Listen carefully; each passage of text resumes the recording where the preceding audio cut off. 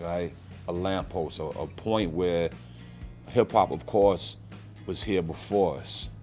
But once this thing comes, it's going to change. The Wu-Tang Clan came from the most forgotten corner of New York City. 9 young men with nothing but hunger, pain, and a vision that seemed impossible.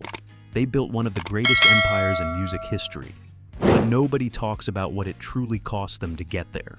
What really happens when survival becomes your greatest talent? Join us as we unravel the truth. Forged in the fires, Staten Island was never supposed to produce legends. It was the forgotten borough, the one that people in Manhattan, Brooklyn, and the Bronx barely talked about. While the rest of New York City had its own vibrant hip-hop scenes and cultural energy, Staten Island sat on the edges, overlooked and underrated. The borough was sharply divided. On one side were the quiet suburbs and green hills. On the other side were the housing projects on the North Shore, packed with Black and Latino families living in concentrated poverty with very little support from the city around them. The neighborhoods where the future members of Wu-Tang Clan grew up, places like Park Hill, Stapleton, and Mariners Harbor, were not just poor, they were dangerous in a way that shaped every single day of life. During the late 1980s and into the early 1990s, the crack epidemic swept through these communities like a storm that never fully passed. Dealers worked the corners openly. Violence was not a distant threat. It happened on the same blocks where children played, went to school, and tried to figure out who they were going to become. The Gambino crime family had long maintained a grip on parts of Staten Island, and the crack trade only added more chaos and competition to the streets. Young men were caught between choosing survival through illegal means or facing a poverty so deep it felt impossible to escape in any other way. There were no clear paths out. Jobs were scarce. Schools in those neighborhoods were underfunded. The city had essentially written these communities off, and the people living in them knew it. That knowledge, that the system had abandoned them, became a fuel that burned hot and constant. For the young men who would eventually form Wu-Tang Clan, this environment was not just a backdrop, it was their entire world. RZA, born Robert Diggs, grew up surrounded by that pressure. His family struggled financially, and he was forced to wear secondhand clothes that marked him as a poor, even by the standards of a poor neighborhood. GZA, his cousin Gary Grice, came up through similar circumstances. Their other cousin, Russell Jones, who the world would later know as Old Dirty Bastard, was absorbing the same life, the same noise, the same violence from the very beginning of his life. These were not outsiders observing the struggle. They were living it at the center. What made these young men different was not that they escaped the harshness of their environment. It was that they found something inside it to hold on to. In a neighborhood where the streets offered a curriculum of survival, a handful of young black men discovered kung fu films. This might sound like an unlikely detail, but it was very important. Shaw Brothers martial arts movies played in cinemas and on television, and they offered something that the projects did not: a philosophy built around discipline, mastery, brotherhood, and the idea that the underdog could rise to defeat those with more power and resources. RZA and his cousins were not just watching these films for entertainment, they were taking their lessons. The codes of honor between warriors, the idea that a man could transform himself through dedication and sacrifice, the structure of clans built on loyalty and shared purpose, all of this spoke directly to where they were and what they needed. They began applying these ideas to their own world, developing a framework that would eventually become the mythology of the Wu-Tang Clan. Staten Island stopped being a forgotten borough and became Shaolin, a name loaded with meaning, power, and pride. The streets of Shaolin were also teaching brutal lessons about mortality. Death and loss were not abstract concepts in Park Hill or Stapleton. Friends disappeared into prison or into graves at a startling pace. RZA's own brother Mitchell, known as Divine, was sent to jail during this period. The grief and instability that came with those losses did not break the young men who would form Wu-Tang, but it did harden them in ways that would later come through in every line they rapped and every beat that was built in a small, cramped studio. The poverty of Staten Island also forced a particular kind of creativity. When there is nothing, people find ways to make something. Raekwon, Ghostface Killah, Method Man, Inspectah Deck, U-God, and Masta Killa were all navigating the same terrain of scarcity and danger. They had grown up watching the crack epidemic destroy families around them, including their own. Some had fathers who were absent, addicted, or incarcerated. The weight of that instability pressed down on all of them, and music became a place where that weight could be shaped into something that others could hear and feel. By the time these young men began coming together with a serious intention to make music, they carried the entire history of their neighborhood inside them. Every scar, every close call, every funeral attended too young, every cold winter in a project apartment with the heat barely working. All of it was in the room when RZA started building beats. Staten Island had tried to grind them into nothing. Instead, it had forged them into something that hip-hop had never seen before. The blood and betrayal within the Clan. Before Wu-Tang Clan was a group, many of its future members were strangers, and some of them were actually enemies. The Staten Island scene was territorial and violent. Different crews controlled different corners and housing blocks, and conflicts between them were common and often fatal. Raekwon was involved with a gang that was actively at war with people connected to other future Wu-Tang members. Ghostface Killah and Raekwon had a connection that began in hostility before it ever became brotherhood. The idea that these men would one day share a stage and a name was far from obvious. RZA was the architect who saw past all of that. He had a vision for what these men could be together, and he had the force of personality to make others believe in it. He gathered cousins, neighborhood figures, and former rivals under one roof, and persuaded them that music, not the streets, was the path forward. But bringing together 9 strong-willed men who had grown up in survival mode, who trusted almost no one, and who had learned that showing weakness could get you killed, was never going to be simple. The loyalty that RZA demanded was real, but it came with huge personal costs for everyone involved. The code inside the group was intense and unforgiving. Wu-Tang built its identity partly on the teachings of the 5% Nation, a movement rooted in the idea that Black men carried a divine inner power and responsibility. These teachings gave the group a shared language and a philosophical foundation that went beyond music. Members had Wu-Tang names, spoke in a particular kind of coded language, and saw themselves not just as rappers, but as warriors engaged in a cultural mission.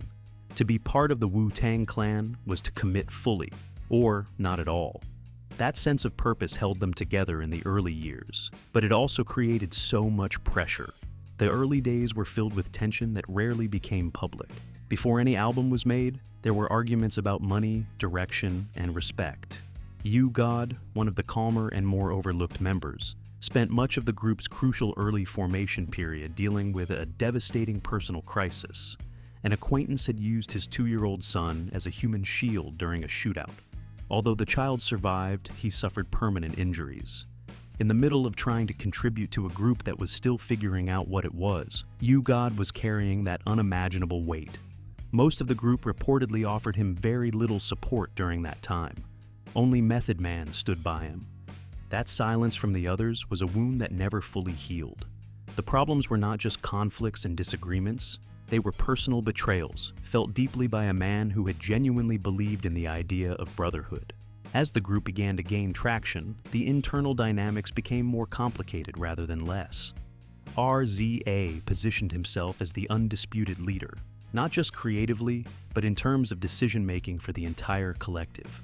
He was producing every beat, making choices about who appeared on which tracks, and setting the overall direction without always explaining his reasoning to the other members.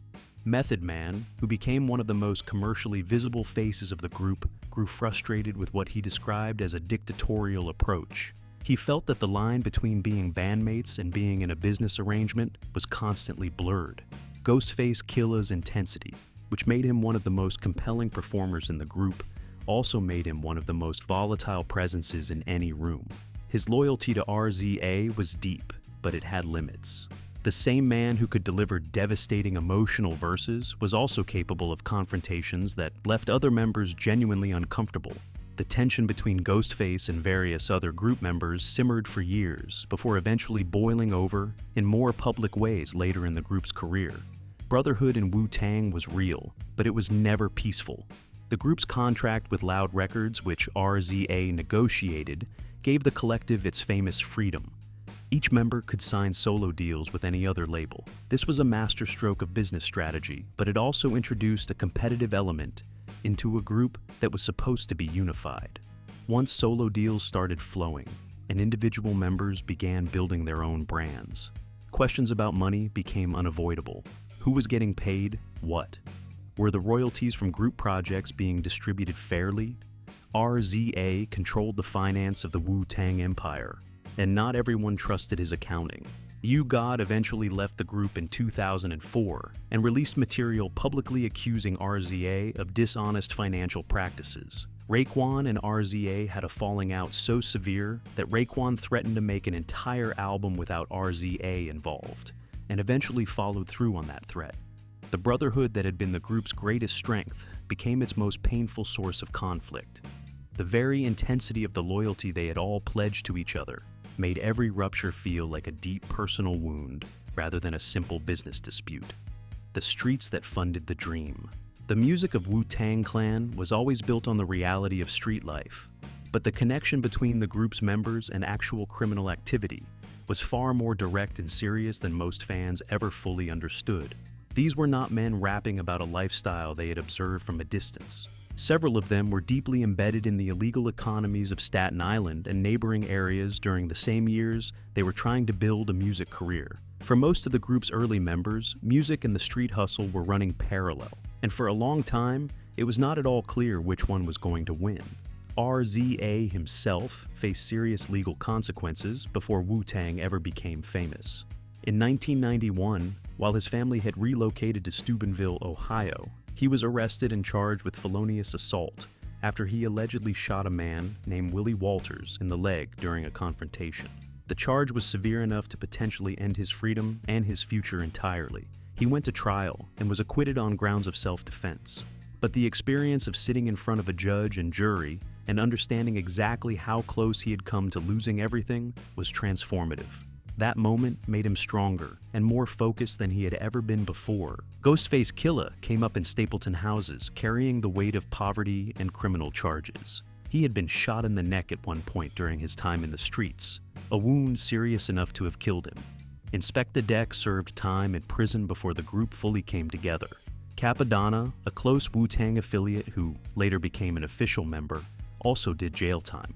These were not minor or isolated incidents. They were part of the daily reality of the world these men occupied. The threat of incarceration or losing one's life was not a metaphor in their lyrics. It was a risk they navigated every single day. Federal documents that eventually became public through Freedom of Information Act requests painted a detailed and troubling picture of the group's alleged activities. The FBI, working alongside the NYPD, opened an investigation into the Wu-Tang Clan in 1999 that ran all the way through 5 years. Per the documents from that investigation, group members were accused of being involved in substance trade, illegal firearms possession, carjackings, and more serious violent crimes. The investigation also tried to link some members to factions of the Blood Street Gang, who were known for smuggling illegal substances across Staten Island during that time. One of the most serious allegations involved a 1999 crime investigation.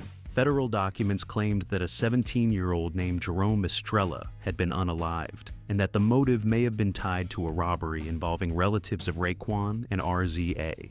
According to testimony in a later trial involving Staten Island kingpins Anthony and Harvey Christian, a contract had allegedly been placed on Estrella for the robbery. The documents named figures in a way that brought Wu-Tang members directly into the orbit of the case, though no charges were ever filed against the group's members in connection with these allegations. The connection between the group and the Christian brothers was significant on its own. Anthony and Harvey Christian were convicted of running a major illegal substance operation on Staten Island for 2 decades. The fact that investigators were looking at the connections between this operation and the Wu-Tang Clan, men who by 1999 were internationally famous musicians, illustrated just how deep the roots between the group and the street economy actually ran. Fame had changed many things for these men, but it had not entirely severed the ties that bound them to the world they had come from. Even before fame, the hustle was ever present. The group did not have label money or promotional budgets when they first started. They sold their earliest recordings directly out of the trunks of their cars, moving through the same neighborhoods where they had previously moved other things. Method Man had spoken openly about selling crack from buildings in the Park Hill area, the same buildings outside of which the video for their breakthrough single was filmed. The geography of their come-up was inseparable from the geography of their survival. Every street corner that had once been a place of danger and illegal activity became a landmark in the story of their rise. The FBI investigation ultimately closed without charges being filed against the Wu-Tang members themselves. But the investigation and the underlying activities it pointed to left a lasting shadow over the group's legacy. The music had always told the truth about where these men came from and what they had seen and done. The federal documents simply confirmed what the lyrics had always suggested, that the line between the art and the life was never as clear as the music industry might have preferred. RZA's calculated gamble and the 5-year plan. By the time RZA walked out of that Ohio courtroom acquitted of felony assault charges, something inside him had shifted permanently. He had been dropped from his record deal with Tommy Boy Records, where he had released an early solo EP as Prince Rakeem that went nowhere. He had no money, no label, no backing, and a fresh understanding of exactly how quickly everything could disappear. Most men in that position would have accepted the trajectory the streets were already offering. RZA chose a different path. And the plan he built from that decision was one of the most calculated and disciplined strategies in the history of the music business. RZA gathered the men around him, cousins, neighbors, former rivals, and presented them with a proposition that required a massive amount of trust. He told them he needed 5 years. Give him 5 years of absolute creative control. Follow his direction without question. And he would change all of their lives. He described it later using the image of a bus. He was the driver, they were the passengers, and nobody was allowed to ask where they were going. All they had to do was stay on the bus. For these men, it was an almost impossible task. But RZA had something that made people listen. The first task was to record a debut album with almost nothing. The group eventually received a recording budget of around $55,000 from Loud Records, a figure that most artists would have considered impossibly small for a full group album. RZA treated it like a challenge rather than a limitation. He recorded the album in a way that made the low budget sound intentional, even powerful. The raw quality of the production, the stripped-down beats built from obscure kung fu film samples and jagged loops, became the sound's defining characteristic. What could have been a weakness became the group's most distinctive strength. The deal RZA negotiated with Loud Records was the true foundation of the 5-year plan. He insisted on including a clause that gave each individual member the freedom to sign solo deals with any other record label while the group remained signed to Loud as a collective. This was an almost strange arrangement in the music business at the time. Labels typically wanted exclusive control over the artists they signed, and the idea of a group whose members could simultaneously be signed to competing labels seemed counterproductive. However, RZA understood something that the industry had not yet fully grasped, that every major label competing against each other would simultaneously be promoting the Wu-Tang brand. The strategy worked with a precision that bordered on genius. Method Man, identified as the most commercially accessible member, was sent to Def Jam, one of the biggest labels in hip-hop. His debut album reached mainstream audiences who might not have discovered Wu-Tang through the raw underground sound of the group's debut. GZA was placed at Geffen, where his album appealed to a more lyrically focused audience. Old Dirty Bastard went to Elektra, where his chaotic and unpredictable energy had room to be fully expressed. Raekwon and Ghostface Killah ended up at Loud under a different arrangement, building their followings through albums that were darker and more street-focused. By the mid-1990s, there was no major record store in America that did not carry Wu-Tang products across multiple labels and multiple sections. The control RZA maintained over the group during this period went beyond business. He was producing nearly every solo album released by every member of the group, which meant that no matter whose name was on the cover, RZA's sonic fingerprints were always present. He was shaping how each member sounded, which aspects of their personality came through on record, and how each solo project contributed to the overall Wu-Tang narrative.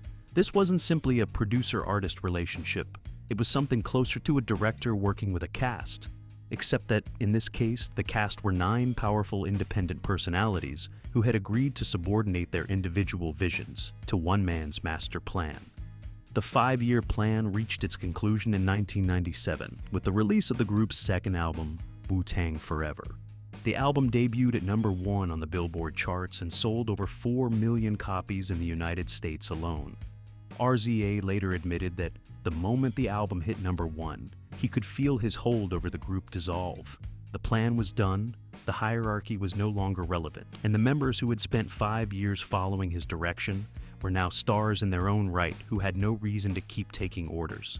The dictatorship, as he called it himself, was over. What came after would be far messier, but what RZA had built in those 5 years was an empire that still stands today. The curse that followed success. There is a particular kind of tragedy that follows people who escape impossible circumstances by force of will. The momentum of survival does not simply stop when success arrives. It keeps moving, carrying with it all the damage that was accumulated on the way up. For the Wu-Tang Clan, the years after their rise to the top of hip-hop were marked not just by artistic achievement, but by a long, painful series of losses that stripped away members, fractured the family they had built, and reminded the world that the streets they came from had a long reach and a long memory. No story within Wu-Tang's history is more tragic than the story of Russell Jones, Old Dirty Bastard. He was one of the 3 founding cousins, alongside RZA and GZA. And from the very beginning, he possessed an energy that nobody else in hip-hop could replicate or contain. His delivery was wild, unpredictable, and deeply human, in a way that made people feel like they were watching something raw and unfiltered. His presence on the group's debut album, and on his own solo work, was unlike anything that existed in the genre. He was not simply eccentric, he was genuinely original in a way that could not be taught or manufactured. But even before the group became famous, ODB had a criminal record. He was convicted of second-degree assault in 1993, just months before the debut album was released. As the group's profile grew through the mid-1990s, his legal troubles multiplied rather than diminished. In 1997, he was arrested for failing to pay child support for multiple children. In 1998, he was shot twice and survived, an experience that visibly shook him. Then he was arrested again on illegal substance charges in 1999 after being found with vials of crack and other hard substances. The charges accumulated faster than any legal team could manage. Still in 1999, he was arrested for wearing body armor as a previously convicted felon. In 2000, the crisis deepened when ODB escaped from a court-mandated treatment facility and became a fugitive. Rather than hiding quietly, he appeared on stage at a Wu-Tang album release party in New York, drinking openly in front of a crowd while law enforcement was looking for him. He spent weeks on the run, during which time he recorded in the studio with RZA, signed autographs publicly on the streets of Philadelphia, and seemed to be simultaneously celebrating and collapsing. When he was finally arrested outside a McDonald's in South Philadelphia, the image captured something both absurd and deeply sad about the spiral he was in. He served 2 years in prison between 2000 and 2003. When he emerged, the man who returned was noticeably different from the one who had gone in. Those close to him observed that the time behind bars, combined with the years of substance use and untreated mental illness, had taken something from him that could not be recovered. ODB was diagnosed with bipolar disorder around 2003, and there were serious questions from those who knew him well about whether his behavior had always indicated something closer to schizophrenia. RZA later described him as a kind of minor prophet whose vision had been destroyed by jail time, substance use, and the compounding weight of family stress. His 2003 comeback performance was described by witnesses as heartbreaking. A man who appeared heavily medicated and severely unwell, while those around him tried to prop up the show. On November 13th, 2004, 2 days before his 36th birthday, Russell Jones collapsed and passed away in the recording studio from an accidental substance overdose. The toxicology report showed a combination of crack and the prescription painkiller tramadol in his system. The hip-hop world mourned loudly, but within the Wu-Tang family, the grief was complicated by guilt, regret, and the knowledge that the support systems around ODB had not been sufficient for what he was actually facing. He had 13 children, He had a mother who loved him. He had cousins who had built an empire alongside him. And yet, the illness and addiction that consumed him had been allowed to run its course largely without intervention. The losses did not stop with ODB. In the years that followed, multiple members faced prison sentences, serious health crises, and the kind of personal disintegration that comes from carrying too much weight for too long. The FBI investigation that had shadowed the group since 1999 didn't produce charges, but produced a cloud of suspicion that caused members to sue each other. The family that RZA had assembled through force of will and a 5-year plan began to fracture in ways that no business strategy could repair. The Brotherhood had always been the group's most powerful asset. Watching it strain under the pressure of grief, money, ego, and accumulated pain was the part of the Wu-Tang story that never made it onto an album cover. The crown they had fought so hard to earn had come at a price that none of them had been able to fully calculate in advance. And even as the music continued, there was always that shadow sitting in the room with them. Every studio session, every reunion stage, every interview carried a trace of what had been lost and what could never be rebuilt the same way again. The laughter was still there, but it didn't land the same. The chemistry still existed, but it had cracks running through it. Time moved forward, but it did not heal everything. Some wounds stayed open, silently shaping decisions, relationships, and distance between brothers who once felt inseparable.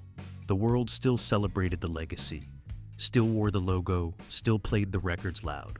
But inside the circle, the cost of that legacy was never forgotten. What they created changed music forever. What they endured changed them forever.